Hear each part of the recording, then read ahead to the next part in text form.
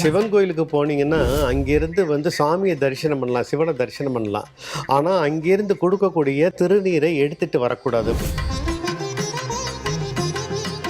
சிவபெருமான் வந்து யாருக்குமே வந்து வரத்த வந்து அள்ளி கொடுக்கக்கூடியவர். நம்ம கேட்குறோமோ கேட்கலையோ, ஆனா அள்ளி கொடுக்குறவரு. ஆனா நம்ம அந்த இடத்துல போயிட்டு எனக்கு இந்த பழனிக்கு போகும்பொழுது நமக்கு வந்து வறுமையா இருக்கவன் கூட பணக்காரனா மாறிருவான். அவர் எதுக்கு அந்த பணத்த தர்றாரு அப்படின்னு பார்த்தீங்கன்னா, அந்த திருவாரூர்ல பிறந்தால் முக்தி, சிதம்பரம் நடராஜரை தரிசித்தால் முக்தி, திருவண்ணாமலையில் அந்த அவரை நினைச்சாவே முக்தி, காசியில் இறந்தால் முக்தி, ஆனா மதுரையில் சிவபெருமான் கோவிலுக்கு போகும்போது சிவபெருமானை வணங்கும் போது என்னெல்லாம் பண்ணலாம்னு நிறைய பேர் பேசியிருக்காங்க.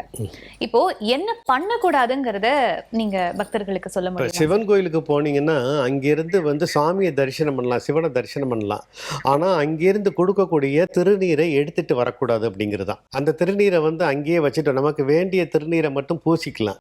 இப்ப நிறைய பேர் என்ன பண்றாங்கன்னா, சிவாச்சாரியர் வந்து திருநீரை கையில கொடுக்குறாங்க. கையில கொடுத்ததுக்கு அப்புறம் அவங்க திருநீரை வந்து நெற்றியில பூசிட்டு பாதியை வந்து கல்லுக்கால்லையோ தூண்லையோ எங்கேயோ கொண்டு போய் வேஸ்ட் பண்ணுறாங்க. அப்படி வேஸ்ட் பண்ணக்கூடாது. அவங்களே சிவாச்சாரியர் ஏன்னா அந்த சிவபெருமானுடைய கருவறையில் இருந்து தான் அவங்க வந்து அதை கொடுக்குறாங்க. அப்படி இருக்கும் பொழுது அவங்களே நம்மளை திருநீரை பூச சொல்லலாம். இப்போ சிவனை பற்றி நீங்கள் கேட்டதுனால இன்னொரு விஷயம் சொல்கிறேன். சிவபெருமான் வந்து யாருக்குமே வந்து வரத்தை வந்து அள்ளி கொடுக்கக்கூடியவர். நம்ம கேட்குறோமோ கேட்கலையோ, ஆனால் அள்ளி கொடுக்குறவர். ஆனால் நம்ம அந்த இடத்துல போயிட்டு எனக்கு எதுவுமே வேண்டாம், நீ கொடுத்ததை மட்டும் எனக்கு சரியாக கொடுன்னு சொன்னாவே போதும். எதுவுமே வேண்டாம். ஏன்னா நமக்கு வந்து நம்ம எங்கே பிறக்கணும், எப்படி பிறக்கணும், எங்கு பிறக்கணும், எங்கு வாழணும், எப்படி வாழணும், எங்கு இறக்கணும், எப்படி இறக்கணுங்கிறது வந்து எழுதப்பட்ட விதி. அதை யாருமே மாற்ற முடியாது. அதை வந்து நம்ம கிடைக்கிறதுக்கு சரியான முறையில் பண்ணுறதுக்கு அந்த சிவனை வழிபட்டாவே அது சரியான முறையில் வந்து சேர்ந்துடும் அப்படிங்கிறது தான். நமக்கு கிடைக்க வேண்டியது சிவபெருமான வழிபட்டா கிடைச்சே தீரும். சிவபெருமானுக்கு சாற்றப்படும் மலர் இருக்கு இல்லைங்களா, அந்த பூவை பத்தி நீங்க ஒரு தகவல் முன்னாடி சொல்லியிருந்தீங்க. அதை இப்போ ஒரு முறை பக்தர்களுக்கு சொல்ல முடியுமா? இப்போ சிவபெருமானுக்கு வந்து நம்ம கொண்டு போய் ஒரு பூ ஒரு மாலையோ சாத்துறோம். இப்போ ஒரு சில பேர் என்ன பண்ணுவாங்க, நம்ம வீட்டுக்கு பக்கத்தில் இருக்க ஒரு பூக்கடையில் அந்த பூவை வாங்கிட்டு போவாங்க. ஒரு சில பேர் என்ன பண்ணுவாங்க, கோயிலுக்கு பக்கத்தில் இருக்க பூக்கடையில் அந்த பூவை வாங்கிட்டு போவாங்க. ஒரு சில பேர் என்ன பண்ணுவாங்க, வீட்டில் இருக்க தோட்டத்தில் இருக்க செடியில் இருக்க பூவை பறித்து அதை வந்து பூ கட்டி கொண்டு போவாங்க. இப்படி ஒவ்வொரு முறையும் ஒவ்வொருத்தரும் ஒவ்வொரு விதமாக அந்த பூவை கொண்டு வருவாங்க. அந்த சிவபெருமான் முன்னாடி நிற்கும் பொழுது ஒரு 10 பேர் நிற்கிறாங்கன்னு 10 பேருமே கையில் வந்து ஒரு பிரசாதம் ஒரு பூ இருக்கும். இந்த பூவை கொண்டு போய் அந்த சிவாச்சாரியர்கிட்ட கொடுப்பாங்க.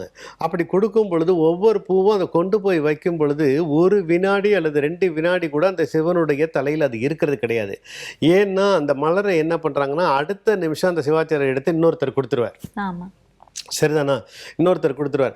ஆக நம்மளுடைய மலர் மாலை வந்து சிவனுடைய தலையில் எந்நேரமும் இருக்கணும் அப்படின்னா நம்மளுடைய பதிகம் பாடினாதான் அது எந்த நேரமும் அதுலேயே இருக்கும். இப்போ சில பேர் என்ன பண்ணுவாங்க, வீட்டிலையே பண்ணுவாங்க.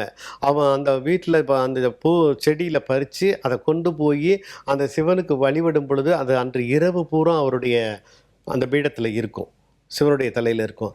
அதை மறுநாள் தான் வந்து யாருக்காவது போகும் பொழுது அதை கொடுப்பாங்க. அப்போ அது சக்தி வாய்ந்த அந்த மலர் வந்து அதை கொண்டு போய் கொடுக்குறவங்களோட வேணால் வசதி இல்லாமல் இருக்கலாம். கொண்டு போய் கொடுக்குறவங்க வசதி இல்லாமல் இருக்கலாம். ஆனால் அவங்களுடைய விதி மோட்சத்தை அடையும். அவங்களுடைய விதி வந்து மோட்சத்தை அடையக்கூடிய பாக்கியம் இருக்கும். ஆனால் நம்ம என்ன, இப்போ காரில் போகிறவன் பூவை வாங்கிட்டு போகிறான், அவனுக்கு வசதி இருக்குது. ஆனால் இவங்க நடந்தே டெய்லி போகிறாங்க, இவங்களுக்கு வசதி இல்லைன்னு நினைப்போம். ஆனால் முருகன் அந்த வசதி உள்ளவனுக்கு மோட்சத்தை கொடுப்பதில்லை. வசதி இல்லாமல் தினந்தோறும் நடந்து சென்ற அந்த பூ அந்த சிவனுடைய மாலர் அந்த பாதத்தில் திருவடியில் வந்து மாலையை கொடுக்கும் பொழுது அவனுக்கு அந்த விதியை மோட்சமாக மாற்றுகிறார். சிவன் கோவில்கள் பார்த்தோம்னா எல்லா கோவில்லையும் பலிபீடம்னு ஒன்று இருக்கு. அது எதற்காக அந்த பலிபீடம் அங்கே அமைக்கப்பட்டிருக்கு சார்? பலிபீடம்ங்கிறது வந்து சிவனுக்கு ஏத்தாப்புல இருக்கும். அதுக்கப்புறம் நந்தி இருக்கும் இல்லையா? அந்த பலிபீடம் எதுக்கு இருக்குன்ட்டா, அந்த உணவு முதல்ல வந்து அந்த 6 கால பூஜை நடத்துகிறாங்க இல்லையா? அந்த 6 கால பூஜை நடத்தும் பொழுது அந்த பலிபீடத்துக்கு முதல்ல வந்து அந்த உணவை கொண்டு வந்து அதில் வைப்பாங்க. வச்சுட்டு அதுக்கு ஒரு தீபாராதனை காமிப்பாங்க. இப்போ நம்ம வீட்டில் வந்து அம்மா சமைக்கிறாங்க அப்படின்னா முதல்ல என்ன பண்ணுவாங்கன்னா, அந்த உணவை வந்து பிள்ளைங்களுக்கோ அல்லது வீட்டுக்காரருக்கோ முதல்ல கொடுக்குறதில்ல. அவங்க அதை எடுத்து அதை சாப்பிட்டு பார்ப்பாங்க. அதில் ஏதாவது ஒரு பிரச்சனை இருந்தால் கூட அது அவங்களோட போயிடும் அப்படிங்கிறது தான். அந்த பழி வந்து அவங்களோட போயிடும். அதுக்கப்புறம் அவங்களுக்கு அது நல்லா இருந்துச்சுன்னா அதுக்கப்புறம் தான் அந்த இறைவனுக்கு படைக்கிற மாதிரி தான். அதனால தான் இது ஒரு புராண கதையில் நான் படித்தது. இன்னும் அதில் பலிபீடத்துக்காக நிறைய கதைகள் இருக்குது. ஆனால் எப்போவுமே வந்து அந்த பலிபீடத்தில் தான் முதல்ல கொண்டு போய் அந்த பிரசாதத்தை வச்சு அதை வணங்குவாங்க.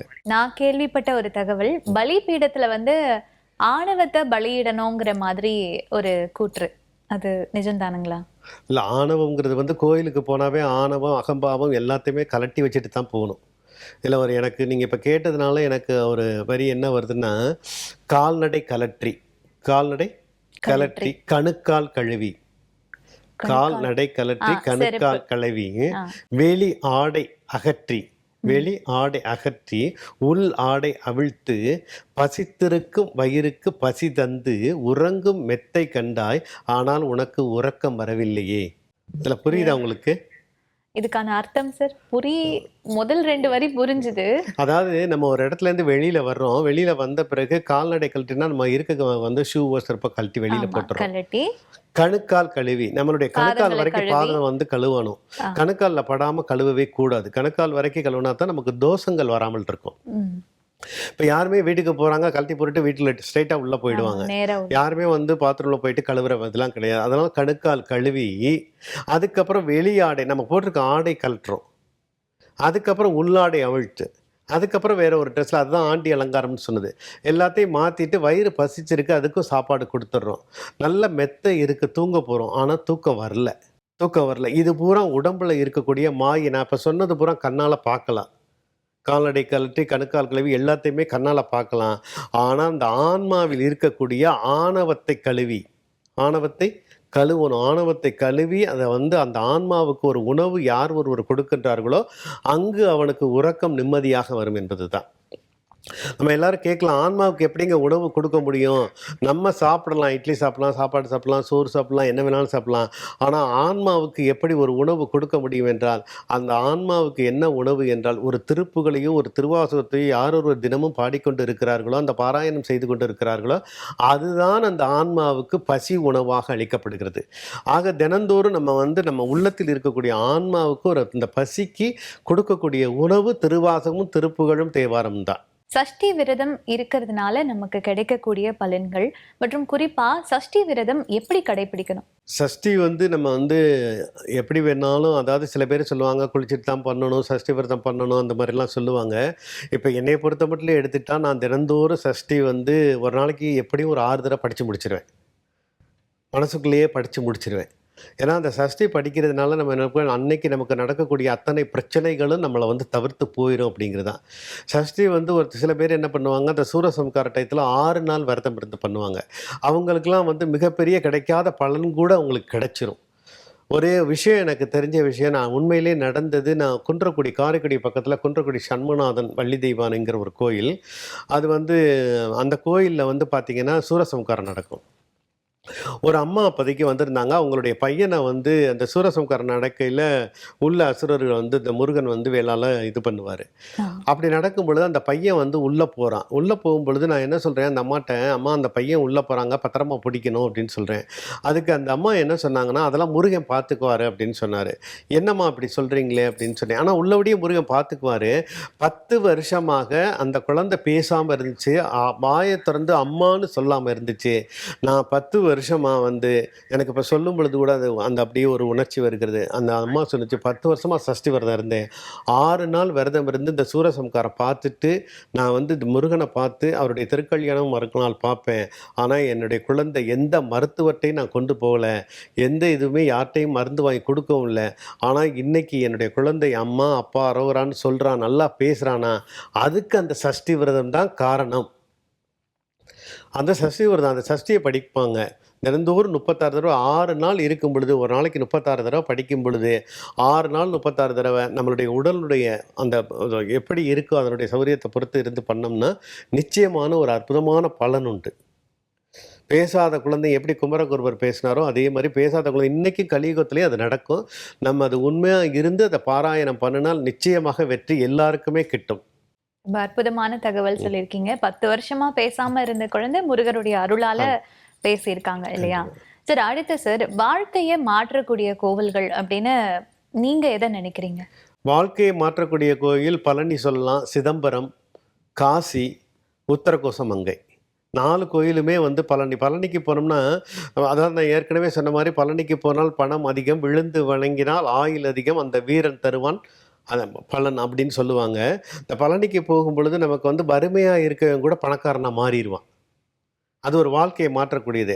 அவர் எதுக்கு அந்த பணத்த தர்றாரு அப்படின்னு பார்த்தீங்கன்னா, அந்த பணம் தந்த பிறகு அறம் வழியில் நாம் தர்மம் செய்ய வேண்டும் என்பதற்காக அந்த பழனி நம்மள வாழ்க்கைய மாத்துது. அந்த பணத்த நம்ம திரும்ப எதையும் கொண்டு போறதில்ல. அதே மாரி காசிக்கு போறோம் அப்படின்னா, காசிக்கு எல்லாருமே முடியாது. காசிக்கு வந்து அவங்களுடைய அந்த பிறப்பு அதில இருந்தா தான் உங்களுக்கு பாக்கியம் இருந்தா தான் முடியும். அப்படி அவங்க போனாங்கன்னா, அந்த காசிக்கு போனதுக்கப்புறம் எதுவுமே நிலையானது அல்ல அப்படிங்கிறத உணர வைக்கக்கூடியது காசி தலம். அது வந்து அவங்கவங்களுக்கு அந்த மனசுல சில பேர் போயிட்டு வருவாங்க. அதில இன்னொரு விஷயம் நான் சொல்ல விரும்புறேன். இந்த காசிக்கு போனதுக்கப்புறம் ஏதாவது ஒரு காய்கறிய விட்டுட்டு வரணும் அப்படின்னு சொல்லுவாங்க. இப்ப நெறைய பேர் போவாங்க. போயிட்டு வந்து என்ன பண்ணுவாங்கன்னா, நான் வந்து ஒரு கத்திரிக்காய் விட்டேன், புடலங்காய நான் இனிமே தொடுறதில்ல, வெண்டிக்காய் தொடுறதில்ல, இல்ல பப்பாளி பழம் தொடுறதில்ல, ஏதாவது ஒண்ணு கொய்யாப்பழம் சாப்பிடுறதில்ல அப்படிம்பாங்க. ஆனா உண்மையிலேயே வந்து அந்த பழங்கள விடுறது கிடையாது. காசிக்கு யார் ஒருவர் அந்த அந்த தலத்துக்கு போறாங்களோ, அங்கே வந்து தன்னுடைய காய்தலை விட வேண்டும் என்பதுதான் புராண வரலாற்றில் கூறுகிறது. காய்தல். காய்தல். காய்தல் என்றால் பொறாமை, வெறுப்பு, பேரறுப்பு அந்த மாரி ஒரு ஈகை குணம் அந்த அடுத்தவன் மேல பொறாமை இருக்கு பார்த்தீங்களா?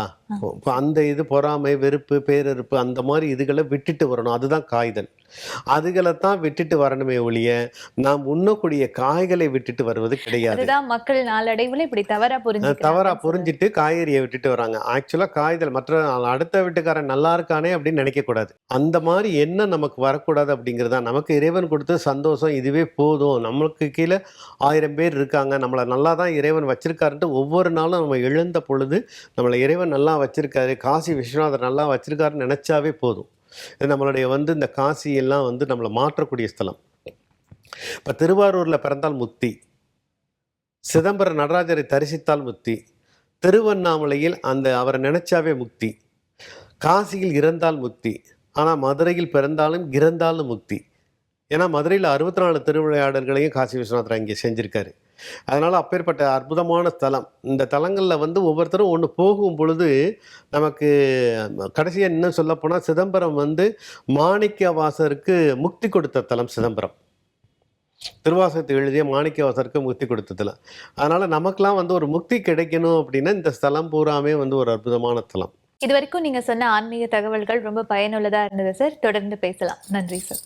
நன்றி. வணக்கம்.